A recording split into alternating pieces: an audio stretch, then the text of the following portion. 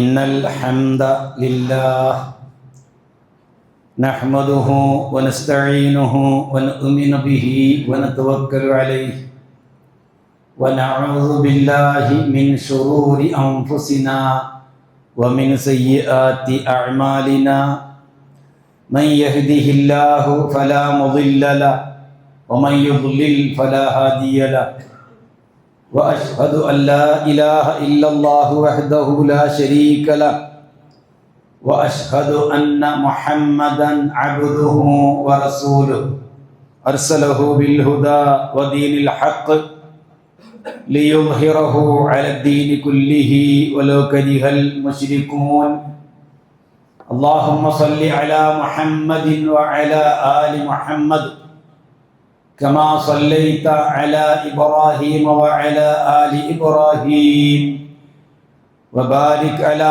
محمد وعلى آل محمد كما باركت على إبراهيم وعلى آل إبراهيم إنك حميد مجيد أما بعد فإن خير الحديث كتاب الله وخير الهدي هدي محمد صلى الله عليه وسلم وشر الأمور محدثاتها وكل بدعة ضلالة أيها الناس اتقوا الله عباد الله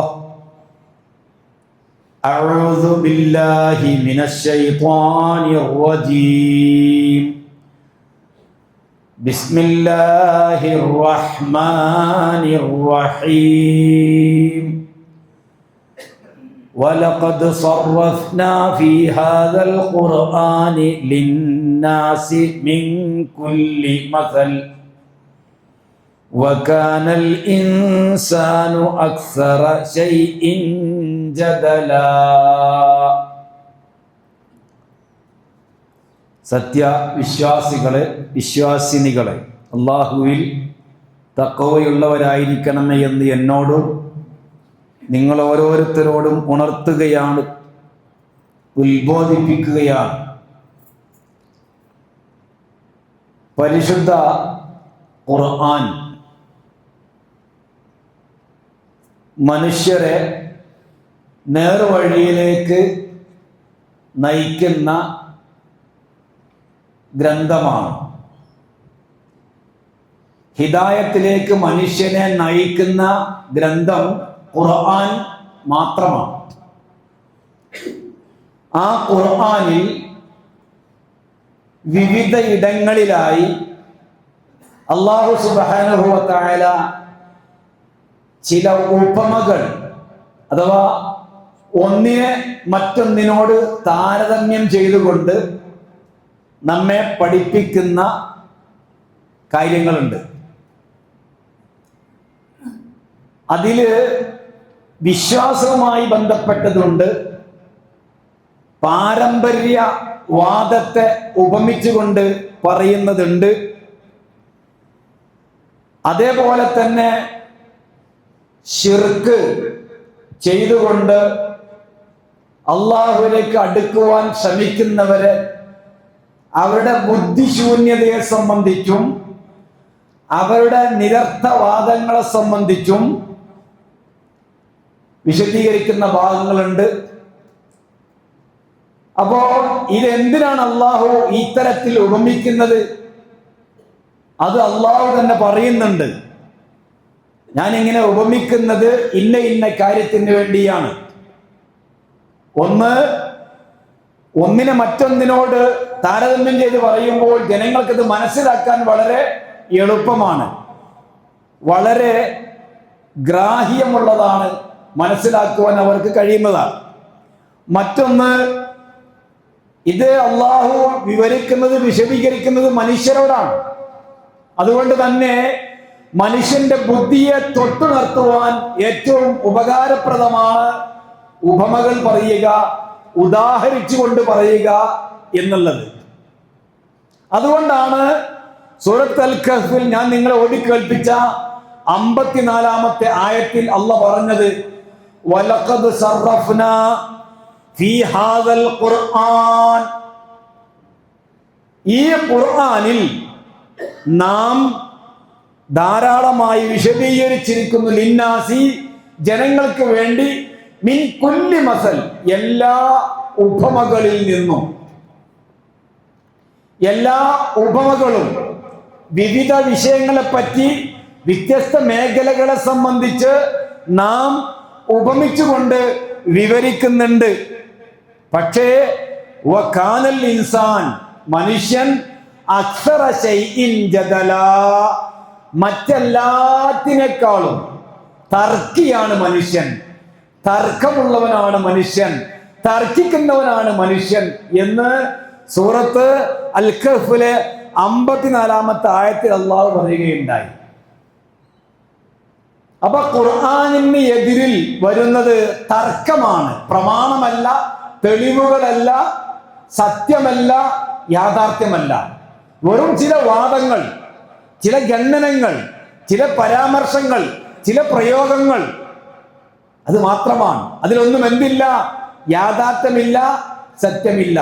അതുകൊണ്ടാണ് മനുഷ്യൻ വലിയ തർക്കിയാണ്, തർക്കിക്കുന്നവനാണ് എന്ന് ഖുർആൻ പറയാൻ കാരണം. ഇനി നമ്മൾക്ക് തൗഹീദുമായി ബന്ധപ്പെട്ട പരിശുദ്ധ ഖുർആൻ പറയുന്ന ചില ഉപമകളുണ്ട്. തൗഹീദും ശിർക്കും ഉപമിച്ചുകൊണ്ട് അള്ളാഹു പറയുന്ന ചില ഉപമകൾ പെട്ടെന്ന് മനസ്സിലാക്കാൻ അതിൻ്റെ അർത്ഥശൂന്യത അഥവാ അതിലടങ്ങിയിരിക്കുന്ന ജഹാലത്ത്, ബുദ്ധിയില്ലായ്മ, ശിർക്കിൽ അടങ്ങിയിരിക്കുന്ന ജഹില്, വിഡ്ഢിത്തം മനസ്സിലാക്കുവാൻ നമുക്ക്, നിങ്ങള് സൂറത്ത് അങ്കബൂത്തിലെ 41-ാമത്തെ ആയത്തിൽ അള്ളാഹു മസലുൽ ലദീന, ഒരു കൂട്ടരുടെ ഉപമ അടാ, മസലുൽ ലദീന, ഒരു വിഭാഗം ജനങ്ങളുടെ ഉദാഹരണം, അവരുടെ ഉപമ. അവർ ആരാണ്? ഇത്തഖദൂ മിൻ ദൂനില്ലാഹി ഔലിയാ, അള്ളാഹുവിന്റെ പുറമെ ഔലിയാക്കളെ സ്വീകരിച്ചവർ. അങ്ങനെ തന്നെയല്ലേ? ഇത്തഖദൂ, അവർ സ്വീകരിച്ചു, മിൻ ദൂനില്ലാഹി, അള്ളാഹുവിന്റെ പുറമെ, ഔലിയാ, സഹായികളെ, ഔലിയാക്കളെ, മിത്രങ്ങളെ, അവർക്ക് ഉള്ള കാര്യങ്ങൾ നേടുവാൻ വേണ്ടിയുള്ള ആളുകളെ. അതെന്തോ ആവട്ടെ, അതൊരു പക്ഷേ മനുഷ്യനാവാം, ഒരു പക്ഷേ കല്ലാവാം, ഒരു പക്ഷേ മരമാവാം, ഒരു പക്ഷേ ഒരു തുണിക്കഷ്ണമാവാം, ഒരു പക്ഷേ ഒരു മാച്ചിയാവാം, ചൂല്, ഒരു പക്ഷേ ഒരു പക്ഷിയാവാം, എന്തും ആവാം. കാരണം അങ്ങനെയാണ്. അള്ളാഹുവിന്റെ പുറമേ എന്ന് പറയുമോ പിന്നെ എല്ലാം പെട്ടു. അവരുടെ ഉപമ കമസലിൽ അങ്കബൂത്ത്, ഒരു ചിലന്തിയുടെ ഉപമയാണ്. എന്താ ചിലന്തി? ഇവർ ചെയ്യുന്നേണ്ട, ഇവർ അള്ളാഹുവിന്റെ പുറമേയുള്ള ഔലിയാക്കളെ സ്വീകരിച്ചുകൊണ്ട് അവരുടെ പ്രശ്നങ്ങൾ പറയാൻ, ഇവർക്ക് നന്മ ലഭിക്കാൻ, തിന്മ നീങ്ങിക്കിട്ടാൻ, ഇവർക്ക് സ്വത്തുണ്ടാവാൻ, സമ്പത്തുണ്ടാവാൻ, രോഗം ശിഫയാവാൻ, ഇങ്ങനെ എന്തെല്ലാം കാര്യങ്ങളുണ്ടോ ഇതിനൊക്കെ വേണ്ടിയാണല്ലോ അള്ളാഹുവിന് പുറമെ ഔലിയാക്കന്മാർ സ്വീകരിക്കുന്നത്. അല്ലാണ്ട് കച്ചവടത്തിൽ കൂറുട്ടാൻ വേണ്ടിക്കാൻ അല്ലല്ലോ. ഒരു ചിലന്തിയെ പോലെയാണ്. ചിലന്തി ചെയ്തത് എന്താ? ഇത്തഹവത്ത് ബൈത്തൻ, അതൊരു വീട് നിർമ്മിച്ചു. ചിലന്തിന്റെ വീട് എന്ന് പറഞ്ഞാൽ ചിലന്തി വല കണ്ടില്ലേ? ചിലന്തി വല അവിടെ എപ്പോഴെല്ലാം ഉണ്ടാവും. അള്ളാഹ് ഉപമിക്കുന്ന ഉപമ കണ്ടോ? ഈ ശിർക്ക് എത്രക്ക് നിസ്സാരമാണ്, ഈ ശിർക്ക് എത്രക്ക് വിഡ്ഢിത്തമാണ്, ഈ ശിർക്ക് എത്രത്തോളം നിരർത്ഥകമാണ്. ചിലന്തി വല പോലെ ഇത്തഹദത്ത് ബൈത്തൻ, ഒരു വീടുണ്ടാക്കി. എന്നിട്ട് അള്ളാഹ് പറയാന്ന്, വഇന്ന അഹ്വനൽ ബുയൂതി ലബൈത്തുൽ അൻകബൂത്ത്, ഏറ്റവും ദുർബലമായ വീട് എന്ന് പറഞ്ഞാൽ അത് ചിലന്തിയുടെ വലയാകുന്ന ചിലന്തി നിർമ്മിച്ച വീടാണ്. സാധാരണ വീടുണ്ടാക്കൽ എന്തിനാ? നമ്മൾക്ക് തണുപ്പുള്ളാണ്ടിരിക്കാൻ, ചൂട് ഏൽക്കാണ്ടിരിക്കാൻ, നമുക്ക് എന്തെങ്കിലും സംരക്ഷണം കിട്ടാൻ, നമുക്ക് കിടന്നുറങ്ങാൻ, ഇത്തരം സുരക്ഷിതമായ ആവശ്യങ്ങൾക്ക് വേണ്ടിയാണ് വീടുണ്ടാക്കുക. ചിലന്തി ഉണ്ടാക്കുന്ന വീട് ഒരു ഊത്തോടും കൂടി പാറിപ്പോകും. ഇതുപോലെയാണ് അള്ളാഹുവിന്റെ പുറമെ ഔലിയാക്കന്മാരെ സ്വീകരിച്ചവരുടേതായിരിക്കുന്ന അവസ്ഥ എന്ന് പറഞ്ഞാൽ ചിലന്തി വല പോലെ ഒട്ടും ശക്തിയില്ലാത്ത, ഒട്ടും പ്രബലമല്ലാത്ത, ഒട്ടും നിലനിൽപ്പില്ലാത്ത, ഒട്ടും അർത്ഥശൂന്യമായ, വളരെ ശൂന്യമാകുന്നു അള്ളാഹുവിന്റെ പുറമെ ഔലിയാക്കന്മാരെ സ്വീകരിക്കുന്നത്. ഇത് അള്ളാഹ് ഖുർആനിൽ പറഞ്ഞാണ്. സൂറത്ത് അൻകബൂത്ത് 41. ഇതിന്റെ അവസാനം അള്ളാഹ് ഒരു ഡിമാൻഡ് വെച്ചു, ലൗ കാനൂ യഅലമൂൻ, അവർക്കെങ്ങാനും വിവരം ഉണ്ടെങ്കിൽ. വിവരം വേണ്ടാന്ന് ആദ്യം പറഞ്ഞില്ലേ? ലൗ കാനൂ യഅലമൂൻ, ഈ ഉപമയെപ്പറ്റി ചിന്തിക്കുവാനും മനസ്സിലാക്കുവാനും ഉൾക്കൊള്ളുവാനും അവർക്കെങ്ങാനും അറിവുണ്ടായിരുന്നെങ്കിൽ എന്ന് അള്ളാഹ് ആയത്തിന്റെ അവസാന ഭാഗത്ത് പറയുന്നു. ആദ്യം തന്നെ പറഞ്ഞ എന്താന്ന്? അറിവ് വേണ്ടയില്ല. എന്തറിവ്? ഖുർആൻ പഠിക്കണ്ട. പഠിച്ചാൽ എന്താവും? ഇത് പഠിക്കും. ഇത് പഠിച്ചാൽ എന്താവും? ആള് തൗഹീദ് ഉൾക്കൊള്ളും. ഇത് പഠിച്ചാൽ എന്താവും? മക്കാമിലേക്ക് ആളെ കിട്ടുമോ? ഉറൂസിന് ആളെ കിട്ടുമോ? റാത്തീവിന് ആളെ കിട്ടുമോ? നേർച്ചക്ക് ആളെ കിട്ടുമോ? കിട്ടൂല. കാരണം എന്താ? എടോ, ഈ അല്ലാത്തവരുള്ള ഈ പ്രാർത്ഥനയും നിങ്ങളുടെ ഈ തേട്ടവും ഈ സഹായത്തേട്ടവും ഇതെല്ലാം ഒരു ചിലന്തി വലയോടാണ് പരിശുദ്ധ ഖുർആൻ ഉപമിച്ചത് എന്ന് പറഞ്ഞുകൊണ്ട് ആളുകൾ ഒഴിഞ്ഞു പോകും. വളരെ വളരെ പെട്ടെന്ന് മനസ്സിലാകുന്ന ഒരു പ്രയോഗമാണ് അള്ളാഹ് ഇതിലൂടെ നടത്തുന്നത്. നോക്ക്, നിങ്ങള് അള്ളാഹു ഔലിയാക്കന്മാർ സ്വീകരിക്കാന്ന് പറഞ്ഞാൽ പച്ചയായിട്ട് വിളിച്ച് പ്രാർത്ഥിക്കല്ലേ. തങ്ങളെ കാക്കണേ, ഞങ്ങളെ കാണുന്ന തങ്ങളെ, ഞങ്ങളെ കേൾക്കുന്ന തങ്ങളെ, ഞങ്ങളെ ബുദ്ധിമുട്ടുകൾ അറിയുന്ന തങ്ങളെ, ഞങ്ങളെ ഹായിബാക്കി മടക്കല്ല തങ്ങളെ. ഏതായി തങ്ങള്? ചിലന്തി വല. ഏതാണ്? ചിലന്തി വല. അതാണ് ലൗ കാനൂ യഅലമൂൻ. അറിഞ്ഞിരുന്നെങ്കിൽ. അറിവില്ലാത്തത് കൊണ്ട് അതിന്റെ കൂടെ അങ്ങനെ പോകുന്നു. നല്ല സുഖാന്നല്ലോ. ഒഴുക്കിന് അനുകൂലമായി നിന്നൊടുക്കാന്ന്. ഒഴുക്കിനെതിരെ നീങ്ങാന്ന് പറഞ്ഞാൽ പ്രയാസമുള്ള കാര്യമാണ്. ഇത്രക്കും വിഡ്ഢിത്തമാണ് ശിർക്ക് എന്ന് ഈ ആയത്തിലൂടെ അല്ലാഹു സുബ്ഹാനഹു വ തആല നമ്മളെ പഠിപ്പിക്കുന്നു. ആയത്ത് മറക്കണ്ട. അൻകബൂത്ത് 41 ആയത്ത്. അള്ളാഹു ഇനി അടുത്തത് പറയുന്നത് നേർക്ക് പ്രാർത്ഥനയെ സംബന്ധിച്ച. സൂറത്ത് റഅദിലെ 14, ലഹു, അള്ളാഹുവിനാണ്, ദഅവത്തുൽ ഹഖ്, യഥാർത്ഥമായ പ്രാർത്ഥനയുടെ ഉടമ അള്ളാഹുവാണ്. അങ്ങനെ തന്നെയാണ് നമ്മുടെ നാട്ടില്. യഥാർത്ഥമായ പ്രാർത്ഥന ചെന്നെത്തുന്നത് അള്ളാഹിലേക്കാണോ? അല്ലേ? അള്ളാഹ് ഖുർആനിൽ പറയുന്നത് എനിക്കാണ്. ഒറിജിനൽ പ്രാർത്ഥന, യഥാർത്ഥ പ്രാർത്ഥന, അതിന്റെ ഉടമ ഹക്കായും ഞാനാകുന്നു. വല്ലദീന, എന്നാൽ ഒരു വിഭാഗം, യദ്ഉന, അവർ പ്രാർത്ഥിക്കുന്നു, ദ്വാരക്കുന്നു, വിളിച്ചു തേടുന്നു, മിൻ ദൂനി, അള്ളാഹിനെ കൂടാതെ, അള്ളാഹുവിന്റെ പുറമെ അവർ പ്രാർത്ഥിക്കും. നേരത്തെ പറഞ്ഞ പോലെ ആരും ആവാം ആ പ്രാർത്ഥിക്കപ്പെടുന്ന ആള്. ചിലപ്പോ ജീവിച്ചിരിക്കുന്നവനും ആവാം, മരിച്ചു പോയവനും ആവാം. ചിലപ്പം മരിച്ചു മറമാടി എന്ന് പറയുന്നിടത്ത് ചിലപ്പം മനുഷ്യന്റെ ഒരു ശരീരം പോലും ഇല്ലാത്ത ഏതെങ്കിലും ശവകുടീരങ്ങളും ആവാം. ഏതും ആവാം. അള്ളാഹുവിന്റെ പുറമേ എന്ന് പറയുമ്പോൾ എല്ലാം പെട്ട ഇത്. ലാ യസ്തജീബൂന ലഹും, കണ്ടാ, അവർ ഇവർക്ക് ഉത്തരം നൽകയില്ല. ഇനിയാണ് ഉപമ. നമുക്കറിയാവുന്ന കാര്യം തന്നെയാണല്ലോ. വിളിച്ചു പ്രാർത്ഥിച്ച് കാര്യമില്ല, ഉത്തരം കിട്ടുന്നതല്ല. കറക്റ്റ്.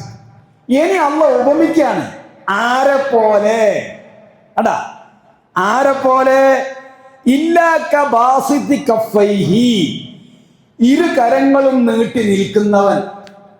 ഒരു കിണറിന്റെ അടുത്ത് പോയിട്ട് ഇരു കരങ്ങളും നീട്ടി ദാഹിച്ച് ഒലഞ്ഞു ഒരുത്തൻ ഇങ്ങനെ നിൽക്കുകയാണ്. ഇതിൽ മാഹി, വെള്ളത്തിലേക്ക്. കിണറിലൊക്കെ ഇറങ്ങിയില്ലല്ലേ വെള്ളം കിട്ടൂ?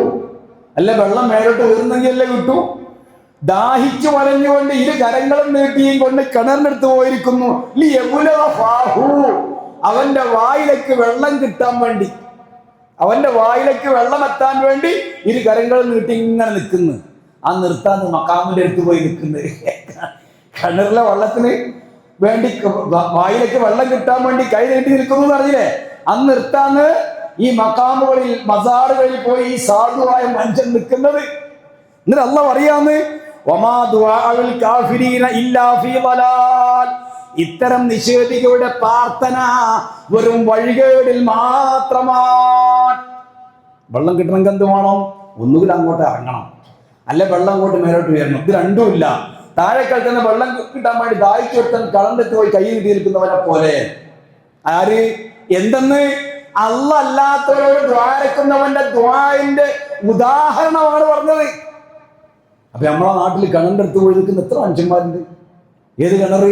അവന്റെ വീട്ടിലെ കിണറല്ല, മക്കാമാകുന്ന കിണറ്. അവിടെ പോയിട്ട് ഇങ്ങനെ ഓട് പറയാന്ന്, എൻ്റെ രോഗം സുഖമാക്കി തരണേ തങ്ങളെ, രക്ഷപ്പെടുത്തണേ തങ്ങളെ, അത് കിട്ടണേ തങ്ങളെ, ഇത് കിട്ടണേ തങ്ങളെ, മറ്റത് ലഭിക്കണേ തങ്ങളെ എന്ന് പറഞ്ഞിട്ട് പ്രാർത്ഥിക്കുന്ന ദ്വാരക്കുന്ന ഓനെ പറ്റി അള്ള ഉപമിക്കാൻ കൈ ഇങ്ങനെ നീട്ടി നിൽക്കുന്നു, വായിലേക്ക് വെള്ളത്തൂല.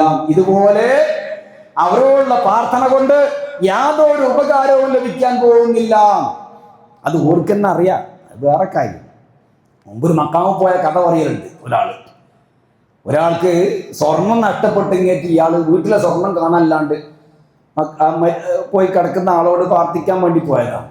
അപ്പോണ്ട് അവിടെ ചെറിയൊരു ബോർഡ് എഴുതിച്ചിട്ട് ഉസ്താദിന്റെ വാച്ച് കളവ് പോയിരിക്കുന്നു, കണ്ടു കിട്ടുന്നവർ അറിയിക്കണം. അപ്പൊ അവിടെ ദ്വാരക്കുന്ന ആളെ വാച്ചാണ് കാണണ്ടായത്. ഈ പോയ സാധുവിനാണെങ്കിലോ സ്വർണത്തിന്റെ ചെയിന നഷ്ടപ്പെട്ട്. അപ്പൊ ഓർത്ത് കണ്ട് വായിച്ചു നോക്കിയിട്ട്, ഓ ഇങ്ങനെയാന്നില്ലേ, എന്നാ പിന്നെ ഉസ്താദിന്റെ വാച്ച് തന്നെ കിട്ടാത്ത പിന്നെ എൻ്റെ ചെയിൻ്റെ കാര്യം പറ്റ പോക്കാന്ന് വാലൈക്കും മുസ്സലാം ഓർ തിരിച്ചു പോകും. കാരണം എന്താ? ഇതാണ് അവസ്ഥ. ഇത് തന്നെയാണ് ഈ അല്ലാഹു സുബ്ഹാനഹു വ തആല ഇതിന്റെ ശൂന്യതയെ പറ്റി, ഇതിന്റെ നിരർത്ഥകതയെ പറ്റി, ഇതിന്റെ അർത്ഥശൂന്യതയെ പറ്റി, ഇതിന്റെ വിഡ്ഢിത്തത്തെ പറ്റി പറയുന്നത്. ഇങ്ങനെ എങ്ങാനും നിന്നാൽ ഇങ്ങോട്ട് കിട്ടുമല്ലേ. അപ്പൊ ഇത് പറയുമ്പോ ഇങ്ങനെയല്ല നമ്മൾ കാര്യങ്ങൾ ഖുർആനിലുണ്ട് മറ്റും മറിച്ച് എന്ന് പറയുമ്പോ എന്താ പറയാ? ഞങ്ങൾ പൂർവികരായി, ഞങ്ങൾ പൗരാണികമായി, ഞങ്ങൾ പാരമ്പര്യമായി ഇത്തരം വിശ്വാസങ്ങളും കാര്യങ്ങളും ഒക്കെയായി നടക്കുന്ന ആളുകളാണ്. അതിനെ പറ്റിയാണ് ഖുർആൻ പറഞ്ഞ മസലുല്ലദീ. അവിടെയും കണ്ടങ്ങള് മസലുല്ലദീന കഫറു, നിഷേധികളുടെ ഉപമ കമസലില്ലദീ, ഒരുത്തനെ പോലെയാണ്. എന്തൊരു പ്രയോഗമാണ് ഖുർആന്റെ. കമസലില്ലദീ, ഒരുത്തനെ പോലെയാണ്. അവൻ ഒച്ച വെക്കുന്നു, ബിമാ ലാ യസ്മഉ, കേൾക്കാത്ത വസ്തുവിനോട്, ഇല്ലാ ദുആഅൻ വനിദാഅൻ, ചില ഒച്ചയും വിളിയും മാത്രം കേൾക്കും. ഇതുപോലെയാണ് ഇവരോട് സംസാരിക്കുന്നത്. സുമ്മുൻ ബുക്മുൻ ഉമ്യുൻ ഫഹും ലാ യഖിലൂൻ. അവർ അന്ധരാണ്, ബധിരരാണ്, മൂകരാണ്, ബുദ്ധി കൊടുത്ത് ആലോചിക്കാത്തവരാണ്. എങ്ങനെ? ഖുർആനിൽ ഇങ്ങനെ ഉണ്ട്, അള്ളാഹു ഇങ്ങനെ ഉപമിച്ചിട്ടുണ്ട്. റബ്ബ് സുബ്ഹാനഹു വ തആല ഇത്തരത്തിലാണ് ശിർക്കിന്റെ വിവരക്കേടിനെ പറ്റി പറഞ്ഞിരിക്കുന്നത് എന്ന് ഇവരോട് പറയപ്പെട്ടാൽ അവരുടെ പ്രതികരണം ഇങ്ങനെയായിരിക്കും. ആ പ്രതികരണത്തിന്റെ ഉദാഹരണമാണ് അള്ളാഹ് പറയുന്നത്. ആരോട്? ബിമാ ലാ യസ്മഉ ഇല്ലാ ദുആഅൻ വനിദാഅൻ. അതിന് ഉപസീങ്ങളൊക്കെ ഉപമിച്ചിട്ടുള്ളത് മൃഗങ്ങളെയാണ്. അപ്പൊ ഒരു മൃഗത്തോട് നമ്മൾ ഇങ്ങോട്ട് വാന്ന് പറഞ്ഞാൽ അത് വരില്ല, അങ്ങോട്ട് പോകാമെന്നാൽ പോവുകയില്ല. അതിനൊരു പേരിട്ട് വിളിച്ചാൽ അത് എൻ്റെ പേരാണെന്ന് അതിനെ അറിയില്ല. പിന്നെ ചില പരിശീലനങ്ങളൊക്കെ നൽകിയ ഏതെങ്കിലും മൃഗങ്ങളൊക്കെ അങ്ങനെ ചെയ്യുന്നുണ്ടാവുന്നല്ലാണ്ട് ബിമാ ലാ യസ്മഉ ഇല്ലാ ദുആൻ, ഒരു ശബ്ദം മാത്രം അത് കേൾക്കൂ. ഇതുപോലെയാണ് ഇത്തരം ആളുകളോട് ഖുർആനും സുന്നത്തും വെച്ചുകൊണ്ട് നമ്മൾ സംസാരിക്കുമ്പോൾ അവരുടെ ഉപമ എന്ന് ഖുർആൻ പറയുകയുണ്ടായി. ഇത് ഫഹും ലാ യഖിലൂൻ, അവർ ബുദ്ധി കൊടുത്ത് ആലോചിക്കാത്തവരാണ്. ഒരു കൂട്ടമായി ഇങ്ങനെ നടന്നു പോവുക, ഒരു സൊസൈറ്റി ആയിട്ട് ഇങ്ങനെ നടന്നു പോവുക എന്ന് അല്ലാതെ എന്താണ് യാഥാർത്ഥ്യം? സുമ്മുൻ ബുക്മുൻ ഉമ്യുൻ, അന്ധരാണ്, ബധിരരാണ്, മൂകരാണ്. സത്യം മനസ്സിലാക്കാൻ അവർക്ക് സാധ്യമല്ല. നമ്മൾ ഒരു നാൽക്കാലിയെ അതിന്റെ പേരെടുത്തോ അതല്ലെങ്കിൽ ഏതെങ്കിലും ഭാഗത്തേക്കോ നീ ഇന്ന റെയിൽവേ സ്റ്റേഷന്റെ ഭാഗത്തേക്ക് പോകണം എന്ന് പറഞ്ഞാൽ ആട് പോവോ? ഇതുപോലെയാണ് ഇവന്മാർ. ഇവരോട് പറയാണ് ഖുർആനിൽ ഇങ്ങനെയുണ്ട്, സുന്നത്തിൽ ഇങ്ങനെയുണ്ട് എന്ന് പറഞ്ഞാൽ അവർക്കതൊരു ശബ്ദം മാത്രമാണ്, അവർക്കതൊരു ഒച്ച മാത്രമാണ്. അവരാരാകുന്നു? വഹും ലാ യഖിലൂൻ, ബുദ്ധി കൊടുത്ത് ആലോചിക്കാത്തവരാണ്.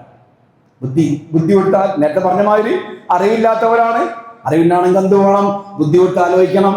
അപ്പൊ ബുദ്ധി കൊടുത്ത് ആലോചിക്കുന്നുമില്ല, അറിവില്ല. ഇവിടെ കണ്ടെങ്കിൽ അള്ളാഹ് പറഞ്ഞത് കമസലില്ലദീ, ഒരുത്തനെ പോലെ, അവൻ കേൾക്കാത്ത ഒന്നിനോട് ഒച്ച വെക്കുന്നവനെ പോലെ. അതുപോലെയാണ് ഇവർ പ്രമാണം വെച്ചുകൊണ്ട് കാര്യങ്ങൾ പറയുമ്പോൾ അതൊരു ശബ്ദം മാത്രമാണ്. അങ്ങനെ തന്നെയല്ലേ? പരിശുദ്ധ ഖുർആനിലുണ്ട് അല്ലാത്തവരോട് പ്രാർത്ഥിക്കാൻ പാടില്ല എന്നുള്ള ആയത്തുകൾ നിരന്തരം ഓതി കാര്യങ്ങൾ പറയുമ്പോൾ അവരത് ഒരു ശബ്ദം മാത്രം, അതിന്റെ ആശയം ഉൾക്കൊള്ളുന്നുണ്ടോ, അതിന്റെ വിശ്വാസത്തിലേക്ക് വരുന്നുണ്ടോ? ഉണ്ടെങ്കിലും മുസ്ലിം സൊസൈറ്റി ഇങ്ങനെയാവോ? ഇന്നലെ ഉണ്ട് പത്രത്തിൽ എന്തെന്ന്, എന്താ ഒരു അസ്മാ ചികിത്സന്റെ പേരിൽ ഒരു മുസ്ലിം പേരുള്ള ഒരുത്തനെ പോലീസ് പിടിച്ചിങ്ങേറ്റ് പാലക്കാട് ആ ഭാഗത്ത് വന്ന് അകത്താക്കി. ഈ മറിഞ്ഞു കിടക്കുന്ന ഹോമജപ മന്ത്രാദികൾ നടത്തിയിട്ട് നിങ്ങൾക്ക് സ്വർണം ലഭിക്കാൻ വകുപ്പുണ്ട് അങ്ങനെ എന്തെല്ലോ പറഞ്ഞിങ്ങേറ്റാണ് പറ്റിച്ച്. ആ കൂട്ടത്തില് ചില പീഡന കേസുകളുണ്ട് എന്നാണ് പോലീസിന്റെ റിപ്പോർട്ടുള്ളത്. എന്തിന്റെ പേരിലാണ്? മതത്തിന്റെ പേരിൽ അല്ലേ? അത് മതമായതുകൊണ്ടല്ലേ? അത് വിശ്വാസമായതുകൊണ്ടല്ലേ? അത് പരിശുദ്ധ ഖുർആനും സുന്നത്തിനും ഇല്ല എന്ന് ഈ സൊസൈറ്റിയോട് മൈക്ക് കെട്ടി പ്രസംഗിച്ചപ്പോൾ അത് കേൾക്കാത്തത് കൊണ്ടല്ല ഈ അബദ്ധത്തിൽ പോയി ചാടിയത്. അതാണ് ഖുർആൻ ഈ പറയുന്നത്, സുമ്മുൻ ബുക്മുൻ ഉമ്യുൻ വഹും ലാ യഖിലൂൻ. കേൾക്കാനോ കാണാനോ ചിന്തിക്കാനോ കഴിയാത്തത് കൊണ്ട് അവർ ബുദ്ധി കൊടുത്ത് ആലോചിക്കാത്തവരാണ് എന്ന് ഖുർആൻ സൂറത്ത് അൽ ബഖറ 171 ആയത്തിൽ പറഞ്ഞു. അതാണ് പടച്ചവന്റെ ഉപമകൾ. കൃത്യമായ കേൾവിയില്ലാത്ത ഒന്നിനോട് ഒച്ച വെക്കുന്നവനെ പോലെ. ഇനി ശിർക്കിന്റെ വളരെ വളരെ ലളിതമായി മനസ്സിലാക്കാവുന്ന ഒരു ഉദാഹരണം സൂറത്തുൽ ഹജ്ജിലെ 73 ആയത്തിൽ അള്ള പറയുന്നുണ്ട്. നമ്മൾ പലപ്പോഴും പറയുന്നുണ്ട്, അള്ള മനുഷ്യന്മാരെ ഇങ്ങനെ വിളിച്ച് ചോദിക്കാൻ, ഈ മനുഷ്യര് മസലുൻ, ഒരു ഉപമ, ഒരു ഉദാഹരണം വിവരിക്കപ്പെട്ടിരിക്കുന്നു. ഇത് തോനെ ബുദ്ധി കൊടുത്ത് ആലോചിച്ച് ബേജാറായി ടൈം എടുത്ത് അതൊന്നും വേണ്ട. ഇതാ ഒരു ഉപമ ഉപമിക്കപ്പെട്ടിരിക്കുന്നു, വസ്തമിയോ, നിങ്ങൾ അതൊന്ന് ശ്രദ്ധിച്ച് കേൾക്കണം. അല്ല പറയാന്ന് ആരോട്? ഖുർആന്റെ അഹ്ലുകാരോട്, അല്ലാത്തവരോടും. മനുഷ്യരെ മസലൻ ഫസ്തമിഉ. എന്നിട്ട് വരുന്ന എന്താ കാര്യങ്ങള്? ഇന്നല്ലദീന തദഊന മിൻ ദൂനില്ലാഹി ലൻ യഖ്ലുഖൂ ദുബാബാ. അള്ളാഹ്ക്ക് പുറമെ അവർ പ്രാർത്ഥിക്കുന്ന വസ്തുക്കൾ ഒരു ഈച്ചയെ പോലും പഠിച്ചില്ല. ഈച്ച എന്നെന്താ? ചെറിയ നിസ്സാരമായ ഒരു ജീവിയല്ലേ. ഈനെ പോലും പടക്കാത്താനാണ് നിങ്ങൾ ഈ വിളിച്ച് പ്രാർത്ഥിക്കപ്പെടുന്ന ആളുകൾ. നിങ്ങൾ ആരോടാണോ ദ്വാരക്കുന്നത്, സഹായം തേടുന്നത്, ശിപാർശയ്ക്ക് വേണ്ടി ആവശ്യപ്പെടുന്നത്, ആരോടാണോ നിങ്ങൾ ഉപദ്രവം നീങ്ങാൻ വേണ്ടി നിങ്ങൾ പ്രാർത്ഥിക്കുന്നത്, സഹായം തേടുന്നത്, ആ ആളുകൾ ഒരു ഈച്ചയെ പോലും, ഈച്ചനെ പോയിട്ട് ഈച്ചകൾ ചിറക് പറിച്ചിട്ടുണ്ടാകും. ഏതെങ്കിലും വലിയുള്ളായി നമ്മളെ നാട്ടിലെ കഥയിൽ കഴിഞ്ഞ ആഴ്ചക്ക് ഞാൻ പറഞ്ഞ പോലെ കെട്ട് കഥകളിൽ പല ജാതി സൃഷ്ടിച്ച കഥകളുണ്ടാവും. അതൊന്നും യാഥാർത്ഥ്യമല്ല, അതൊന്നും സത്യമല്ല.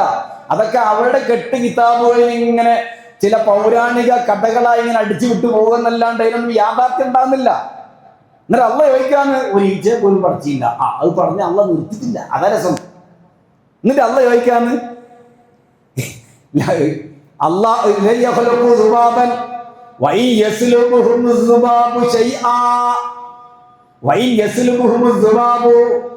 ഈച്ചയെങ്ങാനും അവരിൽ നിന്ന് എന്തെങ്കിലും ഒന്ന് തട്ടിപ്പറിച്ചു പോയാൽ, മക്കാമിലെ നേർച്ചക്ക് കൊണ്ടച്ച് പഞ്ചസാര തരിയിൽ നിന്ന് ഒരു പഞ്ചസാരയുടെ തരി ഈച്ച എടുത്ത് പറയാൻ, ആ മക്കാമ കിടക്കുന്നവന് ആ പഞ്ചസാരന്റെ ഒരു തരി പോലും തിരിച്ചിങ്ങോട്ട് വാങ്ങാൻ കഴിയൂല. ഓനോടാണ് ഇപ്പം ബിസക്കും വേണ്ടി ദ്വാരക്കുന്നത്, ഓനോടാണ് ഇപ്പം ബർക്കത്തിനും വേണ്ടി ദ്വാരക്കുന്നത്, ഓനോടാണ് ഇപ്പൊ ഹൈറിനും ബർക്കത്തിനും വേണ്ടി ദ്വാരക്കുന്നത്, ഓനോടാണ് ഇവനെ രോഗം സുഖമാവണമെന്ന് പ്രാർത്ഥിക്കുന്നത്. എന്തെന്ന്? ഒരു തരി പഞ്ചസാര അള്ള വളർത്ത ഈച്ച അവിടുന്ന് എടുത്തു പോയാൽ അത് രക്ഷപ്പെടുത്തിയെടുക്കുവാൻ സാധ്യമല്ല. അങ്ങനെ ഉള്ള ആളുകളാണ് കേട്ടോ അള്ളാഹ്ക്ക് പുറമെ നിങ്ങൾ പ്രാർത്ഥിക്കുന്നവർ. അഥവാ അവർ കേൾക്കില്ല, ഉത്തരം നൽകില്ല, ഉപകരിക്കില്ല, നിങ്ങൾക്ക് ആ പ്രാർത്ഥന കൊണ്ട് യാതൊരു ഉപകാരവുമില്ല. കാരണം അവർ ഈച്ചയെ പോലും പഠിച്ചില്ല. അതാണ് അള്ളാഹ് ഖുർആൻ സൂറത്ത് ഹജ്ജിലെ 73 ആയത്താണ്. ഇങ്ങനെ നമ്മുടെ വിശ്വാസങ്ങൾ തേടുന്നവനും തേടപ്പെട്ടവനും സമന്മാരാണ്. രണ്ടും കണക്കാണ്, ബുദ്ധിയില്ലാത്തോലാന്ന്. അതാണ് എന്ന് പറഞ്ഞില്ലേ, അക്ക് ബുദ്ധിമുട്ട് ആലോചിക്കാത്തവരാണ്. ഈ അല്ലാഹു സുബ്ഹാനഹു വ തആല ഇത്രക്ക് കൃത്യമായി ഏത് സാധാരണക്കാരനും ഏതാൾക്കും മനസ്സിലാകുന്ന ഉദാഹരണമല്ലേ. അള്ളാഹുവിന് പുറമെ നിങ്ങൾ ദ്വാരക്കുന്ന ആളുകൾ ഈച്ചയെ പോലും പടച്ചിട്ടില്ല എന്നിരിക്കെ നീ അവന്റെ അടുക്കൽ പോയി പ്രാർത്ഥിക്കുന്നത് യാതൊരു അർത്ഥവുമില്ല, യാതൊരു യാഥാർത്ഥ്യവുമില്ല എന്നല്ല, നിനക്കായി ഒരു ഉപകാരവുമില്ല. എന്നിട്ട് പറയാന്ന്, ഞാൻ പടച്ച ഈച്ച നിന്റെ വലിയന്റെ അടുക്കന്ന്, വലിയടുക്കുന്ന പറഞ്ഞാൽ നീ ആരെയാണോ ഔലിയാക്കി ദ്വാരക്കുന്നത് ഓന്റെ കന്ന് എന്തെങ്കിലും ഒരു വസ്തു, അത് ഉദാഹരണം ഞാൻ പറഞ്ഞതാണ് പഞ്ചസാരന്റെ തരിയും, എന്നാൽ പഞ്ചസാരയും ശർക്കരയും ഈ മധുരമുള്ളതൊക്കെ ആണല്ലോ മക്കാമ്പിലുണ്ടാകല്. ലാ യസ്തൻബിദൂഹു, തിരിച്ചു വാങ്ങാൻ കഴിയൂല. നേരത്തെ പറഞ്ഞ പോലെ സ്വർണം നഷ്ടപ്പെട്ടവൻ അതിനുവേണ്ടി പ്രാർത്ഥിക്കാൻ വേണ്ടി പോയപ്പോൾ ഉസ്താദിന്റെ വാച്ച് നഷ്ടപ്പെട്ട വിവരം എഴുതിച്ചതുപോലെയാണ്. ലാ യസ്തൻബിദൂഹു ലഅഫ ത്വാലിബു വൽ മത്ലൂബ്, തേടുന്നവനും തേടപ്പെട്ടവനും ദുർബലൻ. സൂറത്തുൽ ഹജ്ജിലെ 73-ാമത്തെ ആയത്ത്. ഇത്തരത്തിലുള്ള ഉപമകൾ റബ്ബ് സുബ്ഹാനഹു വ തആല വിശദീകരിക്കുന്നത് ലളിതമായി, വളരെ ഹ്രസ്വമായി, വളരെ പെട്ടെന്ന് നമുക്ക് മനസ്സിലാക്കുവാൻ വേണ്ടിയാണ്. ഇതിൽ 3 ശിർക്കുമായി ബന്ധപ്പെട്ടതും 1 തഖ്ലീദുമായി ബന്ധപ്പെട്ടതാണ്. അഥവാ കേൾക്കാത്ത ഒന്നിനോട് ഒച്ച വെക്കുന്നവനെ പോലെ എന്ന് പറഞ്ഞത്. അന്ധമായ അനുകരണം പറഞ്ഞിട്ട് കാര്യമല്ല. അന്ധമായി അനുകരിക്കുക എന്ന് പറഞ്ഞാൽ എന്താ? ഞങ്ങളെ പൂർവികരായ, അങ്ങനെയാണെങ്കിൽ നമ്മുടെ പാപ്പാര്, കാക്കാര്, കാരണവന്മാര്, മറ്റേ ഉസ്താദ്, ഉസ്താദ്, ആ ഉസ്താദ്, ഉസ്താദ്, അവരൊക്കെ ഇപ്പൊ സ്വർഗത്തിലാന്ന് വല്ല കടലാസം കിട്ടിയിട്ടില്ല. ഓരൊക്കെ സ്വർഗത്തിലാന്ന് കിട്ടിയിട്ടില്ല. ഇല്ല, സ്വർഗത്തിലാണെങ്കിൽ അല്ലേ നല്ല വഴി എന്ന് പറയാൻ പറ്റൂ. നമ്മൾ അവരെ നരകത്തിലേക്ക് ആക്കാനല്ല സ്വർഗത്തിലേക്ക് ആക്കാനല്ല. പക്ഷെ അള്ളാഹ് പറഞ്ഞ കാര്യം എങ്ങനെയാണ് എന്തെന്ന് അതുകൊണ്ട് ശ്രദ്ധിക്കുക.